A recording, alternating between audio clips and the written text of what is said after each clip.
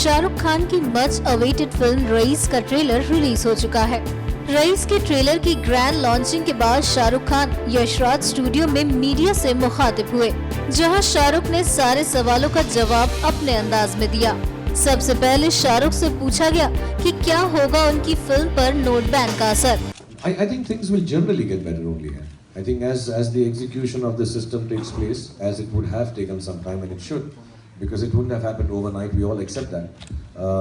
So I think just initially maybe, there must have been choices made by people that entertainment can take a back seat, or certain luxuries would take a back seat when there is a cash crunch to the ones that felt it, even people who attend single screens.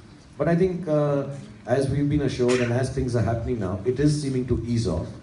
And yes, I think Jan or even another few days from now is better time period. And we did notice that with Dear Zindagi also. I was made to understand by distributors that there is a difference in terms of positivity to come and spend money for entertainment.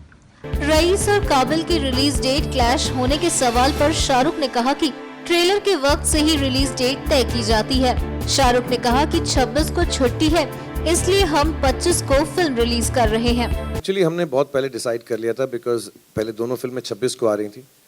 तो I think हमने अपना discussion वहाँ ख़त्म कर लिया था कि जहाँ पर हमें मालूम पड़ गया कि दोनों फिल्में साथ में आ रही हैं। So we had decided with our exhibitors and distributors कि हम 25 को आ जाएंगे। एंड आई थिंक काबिल अब शाम के शोज़ में आ रही है। We will come in the regular shows. So ऐसा कुछ तकलीफ की बात नहीं है कि उनके बाद डिसाइड किया, उन्होंने पहले डिसाइड किया।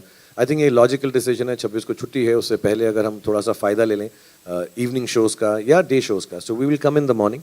And like you said, media reports में यार बहुत चीज़ें आती।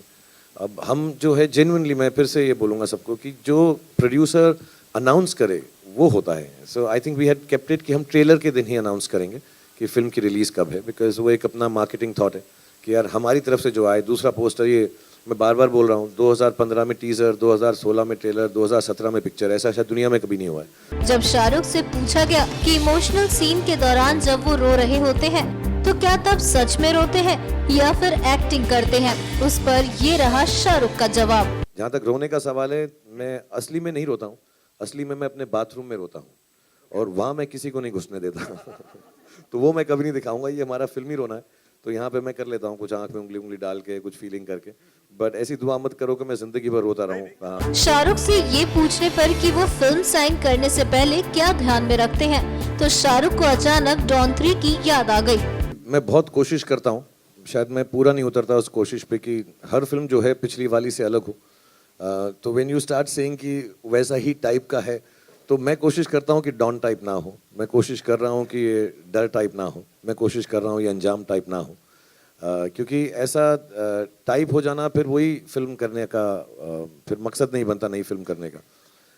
इसमें थोड़ा सा अलग है, क्योंकि ये एक बचपन से लेके बड़ी उम्र तक 50 या 45 तक की कहानी है।